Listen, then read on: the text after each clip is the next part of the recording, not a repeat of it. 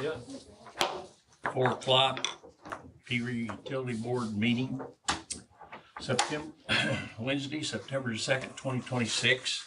Need approval of board minutes for August 19th, 2026. I'll make a motion to approve board minutes from August 19th. I'll second. All in favor? Well, technically, we have to ask for discussion, but I have none. No discussion for me. Okay. All in favor? Vote. Oh. Approval of the payment of claims in accordance with Indiana State Board of Accounts, code 5-11-10-10.1.6C. Make a motion to approve payment of claims. I'll second. Any discussion on the claims? Nope. Take a vote. Unanimous. Next regular meeting will be held on Wednesday, September the 16th, 2026, 4 p.m. Public comment. None. Old business. None. New business. Approve the Peru Municipal Water Utility SRF disbursement request number 7. Attachment 6A. I'll make a motion to approve attachment 6A as stated. I'll second. Any discussion on that?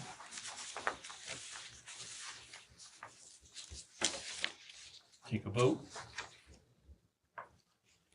Unanimous. Approve Peru Municipal Water Utilities SRF disbursement request number 27, attachment 6B. I'll make a motion to approve attachment 6B as stated. I'll second. Any discussion on that? Take a vote. Unanimous. Approve Peru Municipal Water Utility SRF disbursement request number 28, attachment 6C. I'll make a motion to approve attachment 6C as stated. I'll second. Is there any discussion on 6C? If not, vote for usual sign. Unanimous. Approve PR Municipal Sewage Works SRF disbursement request number 89, attachment 6D. I'll make a motion to approve attachment 6D as stated. I will second. Is there any discussion on 6D? We'll have the vote. Approved. Unanimous. Approve Arrowhead Board Project Change Order Attachment 6E. Make a motion to approve attachment 6E as stated. Second. Is there any discussion on this? Yes, sir. Just give you a little what for on where we're at on this. So originally, this project was approved on June 17th of this year. Original price for the project, well, original bid that we accepted and you approved for Daystar was $60,186.19. We allocated $300,000 for this project. And the cost of the change order that we've agreed to, if you notice that in the back, that they proposed a $10,266.61 change order. And typically we say no to all change orders because, hey, this isn't our fault. We didn't change things, but there were some complications that we feel like could have been avoided on our behalf. And Mike's going to explain what happened there. So our request is $7,699.96, bringing the total to Daystar to $67,886.15. So Mike, you talk about what happened and why we feel like we have a little bit in this. It's difficult to actually quantify how much exactly we should pay on this because I wasn't sitting there with their crews, but we did ask them to install 2 more junction vaults for us after meeting with them and looking at the layout of everything and how that went. And then there was also an unlocatable line that they did sit and wait to try to fix without, to avoid disturbing this line. And then they ended up using a Vector truck to Vector the entire length of the area where we thought this line may have been. So that was definitely a setback for them. So in the interest of maintaining a good relationship with the company, I do feel like some of these things that we did change the scope a little bit, and there were things on our end that did delay their project, and I don't want to not be sympathetic to that fact and just completely say no to the change order. So I do agree that we do bear some responsibility in this. The unlocatable line was a Peru Utilities line. So So in other words, we're gonna pay $7,699.96 instead of 10,266. correct. Correct. Do you believe they'll agree to that partial payment? Well, they're already done with the work, Okay. so I believe they'll be agreeable to anything. But you have had the discussion with them. I did This is sit where and we're talk to them. I did explain to them that it was significantly more congested in that area than they anticipated, and I try to be sympathetic to that as well. But at the same time, people that dig in the ground understand that these places do get tight, but at the same time, we don't want someone to bid high accordingly to account for these things. So, Sure. we feel like this is a good compromise between each other on this kind of stuff. Did they bring their own vac truck in to do the work? At least I believe so. They didn't use ours, or they didn't use the electric departments. Okay. I guess that's my question. They didn't use ours, so was there? They didn't use yours, but they. I mean, I don't remember, I think we backed some stuff, but I don't remember if it was, I don't remember. It was like a 15-foot trench they cut with a vacuum. I think I would remember that.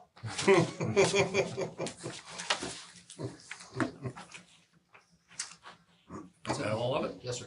All right, want to take a vote? It's unanimous. City administration update. Mr. Fisher. Thank you.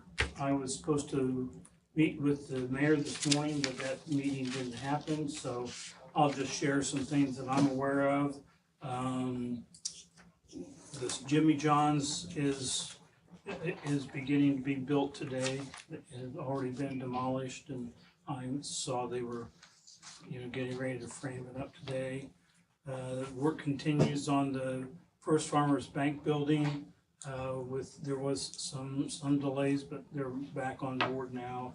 They've got the apartments all framed out upstairs and framed out the restaurant, and moving ahead with that work with the hope that they can get the restaurant up and running in October, the end of October. Let's see, what are some other things? That's pretty much all I have at this time. Thank you, Mr. Fisher. City attorney update. Nothing at this time. Okay. Well, we're down to the manager's report. Thank you. So we have D-Trash Wabash coming up. Everybody should, did they get a flyer in their packets? Not this time? Nope. Okay, well, we'll get you one here in the next one. September 26th, from 9 to 12. In the wastewater treatment plant on 221 West Riverside Drive. We had almost a record in the spring of attendees. We'd like to maybe break that record this time. So wear long sleeves, pants, boots, gloves, and register in advance if you can. And 473-6681 extension 2002. Nick Parkman is our stormwater coordinator. So, lead service line phase 1. Paving is happening on 5th Street currently and looking to be complete with Watson, we hope by the end of this month. And so Watson will be out of town. Lead service line phase 2, they're currently potholing on the customer sidelines, so in the grass, the tree lawn. And then they've been doing that for a bit, and they're beginning on the road cuts. Almost looks like they're boring in this time. It does. With a large core drill. So they may be a little bit neater than what Watson did over there on the west side. But again, they're cold patching when they're complete and get it compacted. So hopefully we definitely will not have the same issues that we did with what Watson was doing. So you'll see them jumping around. All good with them so far? It's a struggle. Okay. Some of them hoses not completely filled good yet. We are in communication with management on that. Okay. We were informed of that today and made phone calls. Somebody calls us and says, hey, yo, what's up? I mean, this is terrible. We try to get on it directly. So, because we understand how frustrating it is. And, unfortunately, it's unavoidable in some instances, but we try to take care of it as soon as possible. We're looking at the sub 1 transformer delivery sometime the end of next week, or beginning of the week after, the Monday the week after. So we're working with them. They gave us a date. They gave us like 3 days, 3 business days to say, oh, and by the way, we're going to deliver it. It was supposed to come what? Tuesday? Yesterday? Tomorrow. And we're like, we gotta get the contractor. I mean, we already have a contractor, but I mean, most of these contractors are on jobs, and so right now we're like, hey, that's not gonna happen. We can give you these. They can be here these days. So Mike's working through that with his people. So we'll get you some pictures when that happens. Just the delivery and the installation are definitely not the same day. It takes quite a bit of time to do so. So I brought Matt in here to talk a little bit about where we're at cyber-wise. He went to, we had a hands-on full emergency meeting with the state. They called a meeting with the state on things that happened with Iran and not in Indiana. He'll talk to you a little bit about that, trying to get into water utilities. So he attended that, and kind of that's our measuring stick, so to speak, as to where we're at and what we need to improve on. And plus, he went to a good cyber conference a couple weeks ago as well. So Matt, go ahead. Yeah, so a month ago, the IoT, the Indiana Office of Technology, they held an emergency meeting with the coordinated attack in Minnesota. There was 4 different cities that were hit at the same time with the same attack, using their HMIs and Rockwell PLCs at their water facility and wastewater. I'm not going to go into those security measures that they had issues with. But yeah, they are now, Indiana's making a new IOC department, so Indiana Office of Cybersecurity, because they feel they need one for all state government agencies. So I'll have a point of contact there coming up here soon. And then 2 weeks ago, went to Detroit for our cybersecurity summit. Had a lot of good speakers there. One was from CISA, which is a cybersecurity and infrastructure security agency. They were going over talking about the SCADA attacks that they had there in Minnesota. Some were talking about risk-based mindset, so basically just planning for the worst and hoping for the best.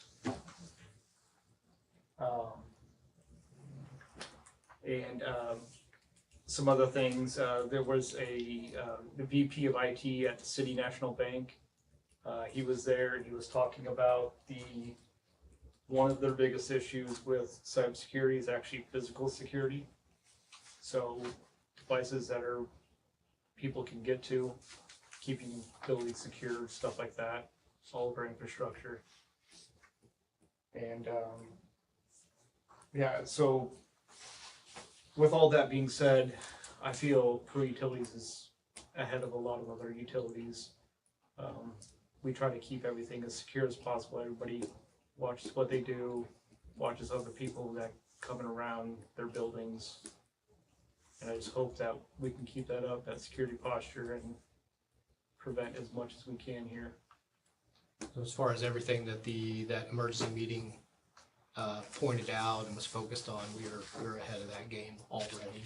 Those are the things we already do. It's not a challenge to anyone listening to test our security measures. It's just as far as from what the state said, we're in compliance, and we feel like we've gone a few steps further in that regard. So just from time to time, I know Rich asks Yes, about I asked security that question. where we're at, and so it was a good opportunity with the emergency meeting and the fact he just went to do more education on that subject. So, Yep. Any questions for Matt? No, I think he's did a fine job. That's my opinion. Okay, so the mayor emailed me and he asked the question, what's the impact of not passing the quarterly tracker? And I thought, man, that's a good question. You know, it's a good end for some education. So of course I emailed him, actually I just emailed before this meeting. I believe I gave it to you and Drew as well. But I thought, you know, we're here, let's talk about it a little bit. And, you know, we kind of take that for granted, that it's something that we need, and we talk about it being a pass-through rate. So I'll just summarize the memo that, so we call it the tracker. It's also referred to as a fuel cost adjustment or a power cost adjustment, an FCA or a PCA, depending on who it is. Again, it's a pass-through mechanism. It reconciles the changes in purchase power, demand costs above or below what the amounts that are in the base rate. So it fluctuates. The main reason, in a nutshell, is it avoids volatility in the rates.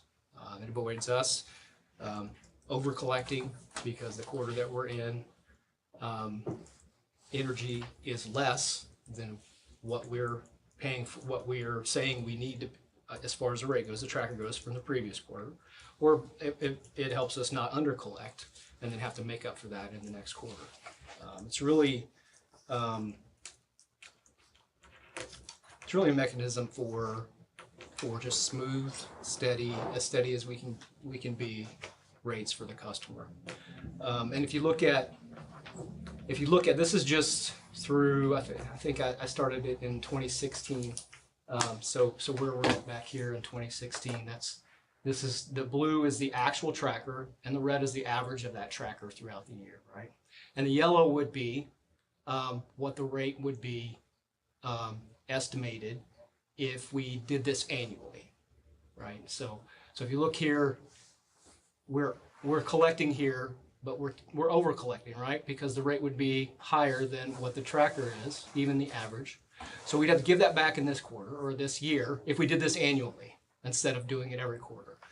This year we'd have to give all of this back. But look at the tracker is much higher, so we're under collecting. So even though the tracker was lower this year, we would have to make up for all of that. Right? We'd be over collecting again. Now we're under collecting. Now we're over collecting. Now we're under collecting. Now we're over collecting. And then we had a rate case. We zero out the tracker. We put that, whatever that was, the 3 cents into the base rate, right? So now immediately that tracker bumps up after we get in the rate study. But if we kept it the same, we would again be under collecting. And then we would have to make up for that here. But again, we would be over collecting, and then we'd have to make up for it where we're at now. And then guess where it would be? Probably first quarter of next year, we'd be back up into this area here. So huge volatile swings instead of just a steady increase and decrease. So this is just, again, this is just energy costs. These aren't operational costs. These aren't maintenance costs. And when we under collect, where do we get the money from to pay for the power? Out of operational maintenance budget, that portion of it. And when we over collect, we get that back. So it's not like any of that money when we over collect goes into operations and maintenance. It goes into the bank account, but the next quarter, or in this case, if we did it annually, we would be giving that back over a year's time. So it not only is it customer doesn't experience the volatility, we can budget and be a lot closer on our budget and not pull from operations. Really, essentially, in both instances, we pull out of our bank account to either pay the bill, or we pull out of our bank account to reimburse the customers, as we should if we over collect, right? And this, we have a long history of this. The Indiana Regulatory Record documents a purchase power cost adjustment for Peru under cause number 36835-S3. That order allows municipally owned electric utilities to buy their electricity from the Indiana Municipal Power Agency to adjust retail consumer rates based strictly on the changing costs of purchase power, and establishes the standardized procedures used by municipal electric utilities throughout Indiana to track and pass along fluctuations in wholesale power costs. This final order was issued by the IURC on December 13th, 1989. And according to the IURC, the order ensures utilities do not suffer losses or generate excess revenue. That's the key, excess revenue, solely from changes in the broader wholesale market. So we do recognize that it does swing, and there's not a lot of control on the local side as to how that, how we can stop it from swinging or what the cost is from the joint transmission system. So the ratepayer don't get hit hard at one time or the other. Well, it would be, they could get a decrease, right?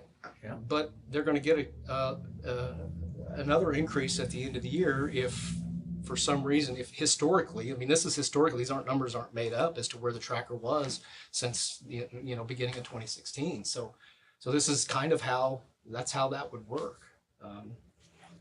So without, I just glanced at the email, so what is why is he asking this? Is he asking this because, residents are complaining that there's rate increases, even though sometimes the tracker reflects a decrease? I asked him and he just said, maybe the tracker's not a done deal and it's a good question to have answers for. And I agree with him. Why do we do this? Maybe I haven't educated the council enough or him enough, and maybe we don't talk about it enough here in public that this is why we do these things every quarter versus I don't know if there was a specific reason, but I thought it was a great question, honestly. And I think some residents that watch the council meetings and we approve, a rate increase for electric, they don't understand all the time that it's just electric and the impact of that. Say for instance, this 90-cent increase on my bill, that equates to about 38 cents more a month. Because you use way less than this. I do. I use, when you asked me at the council meeting, we all went back and looked. Yeah. Well, no wonder it's different for him. yeah. So, but they don't understand it's just for 1,000 kilowatt hours and, blah, blah, blah. But And go ahead. So we're essentially looking at the previous quarter and making up that difference over the next quarter. And the way I understand it is to smooth it out so we are not seeing drastic swings. So this last quarter, energy-wise, we were 97,200 behind. That's where the 90 cents comes from that you approved for the tracker for next one. It's 90,000. So essentially, this is not exactly how it would work, but just trying to equate here. That's 380 something thousand over. So if we did this once a year and it just so happened that it remained constant, that we were behind 97,000, and then we were exactly even for the rest of the 3 quarters, no higher, no lower, we'd still have to make up for that 97,000 each quarter. Yes, almost $400,000. $400,000. That's if everything else remains constant. We'd still have to make that up. So at the beginning of the year or whenever we did a rate study, we would have to absorb that, and that would immediately go into the rates just to make up for energy, to reimbursement of energy plus whatever Any additional cost on top. cost for the energy. Just we're talking energy. We're not O&M or nothing like that. And what we don't, I always talk about the residential bill, 1,000 kilowatts, residential bill, but something like this has a huge impact on our industrial commercial customers, and our commercial customers are 9.742% of our customer base, ratepayer base, and our power service, which is our industrial, is 50.145% of our ratepayer base. So when you have this volatility from year to year, it's really hard to budget for. I mean, he's one of them. He's one of our larger customers because of all the power he uses at the wastewater. How do you budget for power if okay, it's great this year, do I just add 30%? Do I add 20%? I don't know. I mean, so if we have some sort of measured rate in how we respond to the adjustments in the market, this is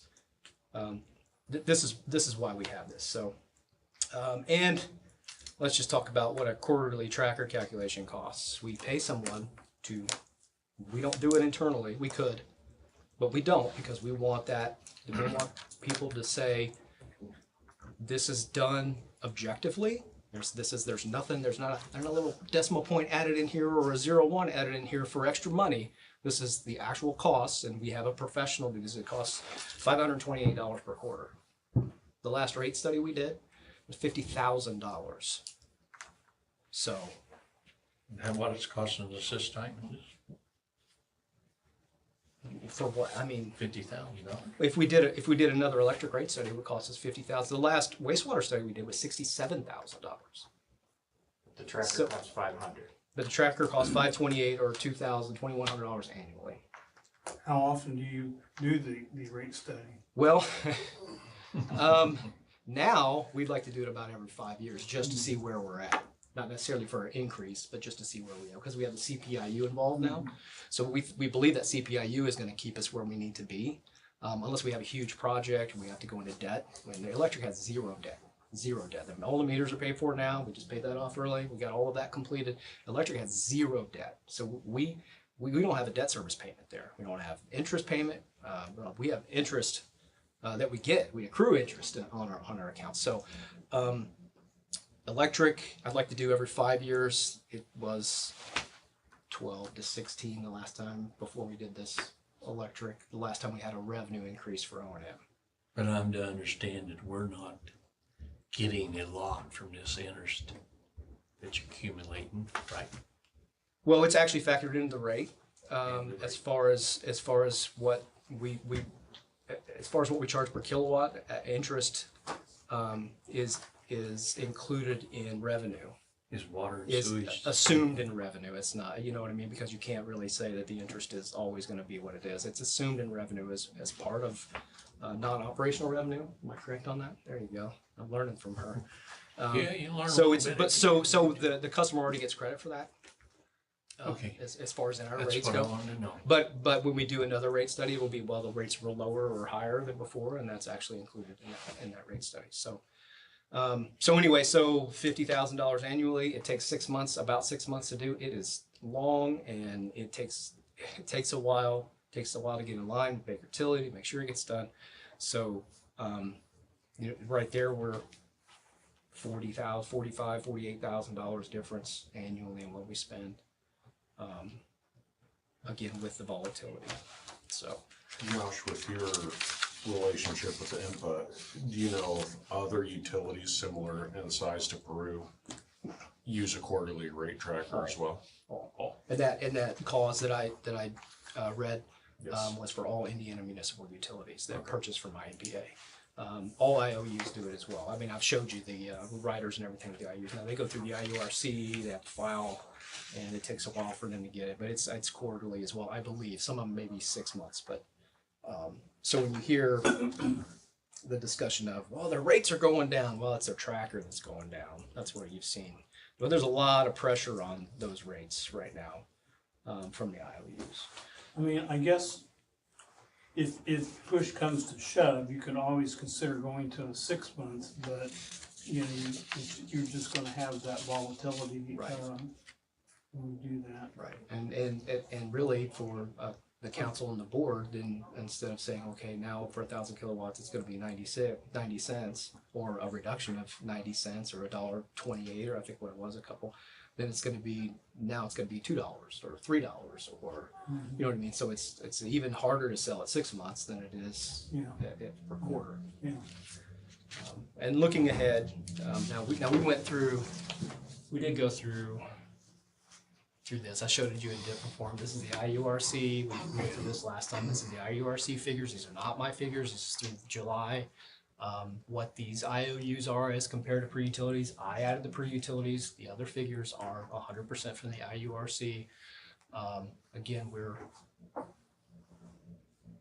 well lower, and then of course there's the chart I showed you as well. The green is the tracker, which is included in this red bar, but that's how much of the tracker is in each of these rates. And for utilities here is by far the lowest of all that the IURC gave. And this is with the fourth quarter tracker.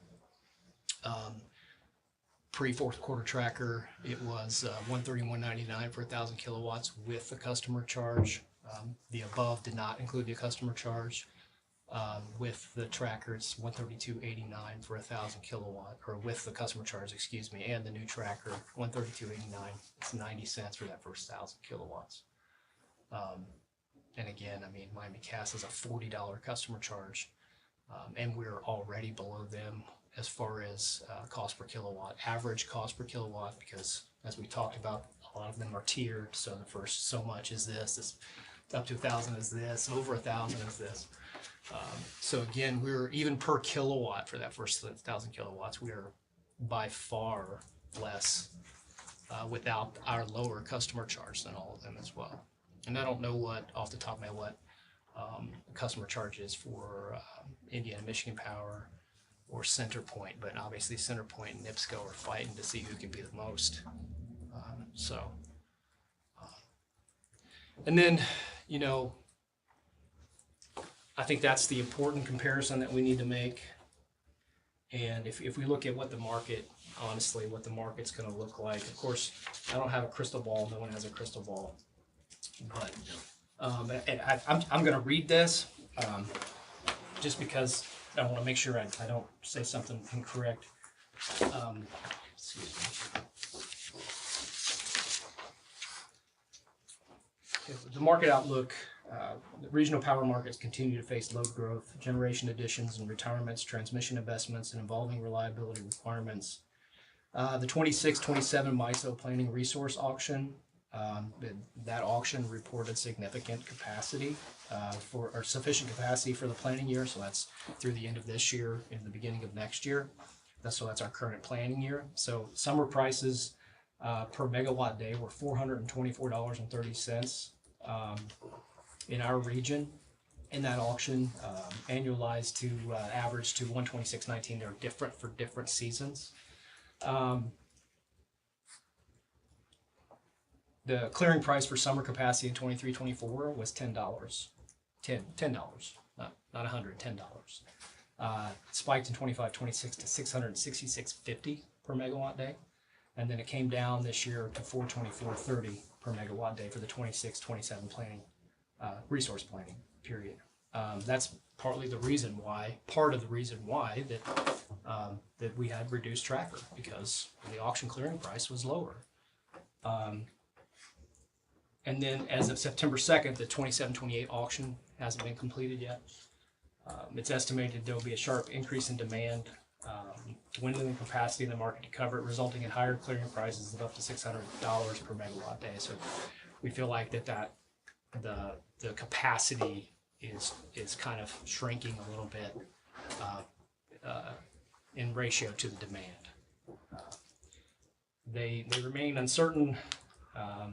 Summer capacity especially is tight, unfortunately, and infrastructure upgrades in the joint transmission system remain a widespread cost due to the push of data centers across the region, requiring heavy joint transmission system upgrades to handle the additional capacity as quickly as possible. Joint transmission system upgrades and maintenance and generation resource addition upgrades and maintenance costs are a portion of every utility customer bill in all markets, even if the improvement additions are not directly inside the community the transmission and generation system serves. As a comparison, we all pay taxes, fees, tolls for additions, improvements, and repair on interstate highway system connecting our communities to the outside world. So that's what the joint transmission system is. It connects our substations, it connects generation to our substations, and everyone else's. So that's what the JTS is, and that's why we all pay for whatever happens out there. So if those large loads are not in our community, we still have to pay a portion of that joint transmission system, and those costs are becoming more elevated as supply shrink, as timelines shrink, and as generation shrinks. So that's the outlook. That's kind of an amalgamation of quite a few sources for that. So that's what we're looking at as far as the future tracker. I think the quarterly tracker is important. I think the state set that for a reason. The IURC set that for a reason that we have the ability to do so, I think we need to continue it, for everyone involved. So, any questions on that? I can answer. Not an electric. I have a question for you on the sewage. Sure. Are we gonna have a rate increase before long, on taking effect? It's already done. So I was asked this question we have tonight. we have a rate schedule that was approved in 2026. So every January, I believe the next until 28, so 27 and 28, we have those scheduled. That was already approved by the council to pay for the project, the current project. That was approved in 23. Those are three. Geez, I'm sorry. I'll run So together. basically, there may be a rate increase in January. There's already a scheduled rate increase for the project in January of 2027 and January of 2028. I think there's two more, we've already done three, I think there's two more. So, yeah. Something like that. But it's going to be potentially revisited at that point to hopefully lower it. At the end, we will revisit it once everything's paid for, operational. We are definitely gonna revisit that and look at where we're at, revenue wise, and what we have, if we didn't spend it all, if we did spend it all, you know, what the interest rates are. So, and what we have cash on hand and whatever we have excess, we will get back to the ratepayer. It's kind of a refresher, in other words. That's what I wanted to know. Or keep in mind the underpass. Well, some of the there's money a we lot- can't give back, so, but I don't think we're gonna have $7 million left over. But that's a whole nother stormwater discussion that we are gonna have to Can I have make a eventually. point about the underpass? Had it been fixed with the proposed measure, it still would have flooded during those events. Oh, yeah. It would have? Yes. Yes. We don't design anything we just finished downloading August rain. That last big rainstorm we had, the peak intensity was 3.88 inches per hour. Now, we only got 2 inches, but at that rate, there aren't pipes big enough to drain that underpass. Now, it wouldn't have flooded as bad as it did. It In would other still words, have, it would be passable though. maybe Probably. not, Yeah. but it would drain faster. Right. It wouldn't have been out of service as near as long, but But I guarantee when we finally do spend that money, we'll get another gully washer like we had at the last board meeting, and it will flood. And I will say, you know, there's a lot of complaints about it, but it does drain pretty quick, It does. you know. It's just a problem that, you know, that's. It's very noticeable when it happens. right, Yeah. especially when there's a train on the trail. Yeah, And it when never happens, fails. train on it, Yeah. And it it's never just fails. good. But I will tell you, I mean, props to the street department. They always go out there and they keep it as clean as possible, and then they'll tell us when it gets bad or anything. We suck it out. So those guys do an amazing job. Brian waited out in there to help the one car that was done. Yeah, I mean, so those guys are great, and they always, like I said, if there's sand in there, hey, look, it's getting pretty deep. We go in there and suck it out. And, so I think we do the best we can with the situation that we have, but it's hard to justify $7 million for 3 times a year or 4 times a year, you know, because it's not my money; it's everybody else's It's money. ratepayers' money. So We're trying to protect the ratepayers. and if anything, maybe a redesign, maybe we can lower it a little bit and see, but that's going to be at the end. Yeah. Yeah, Over Pete- the underpass? No, lower the amount. The cost. But we haven't looked into that. Well, yes, I was gonna say, I don't know if you made aware of it though, but one of the studies the state wanted us to do as far as the feasibility and whatnot was to look to see if the lower pass could be lowered to allow more traffic to be able to flow under that, which, And more water to get caught under there, right? Like a More foot, water to, a foot yeah. and a half or something like that. yeah. And their pipes are right there. Yeah. So, Okay. any other questions? No, I just needed a refresher on the sewage bills going up, because, you know, you get asked these questions.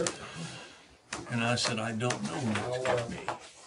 I'll forward you the Can't schedule. remember everything. I'll forward you the schedule. Yeah, I've got it. Mike, any comments on the tracker or anything? You know, you need to fill it. Okay, just making sure. I wanted to cover it all. I wanted to make sure that we have a good understanding of why we do that. So that's all I have. Anybody else? Motion. Motion to adjourn. I'll make a motion to adjourn. Second. Vote. Gotta ask that question. You don't want, I didn't want to, but I had to ask that question. Motion Make passes. it.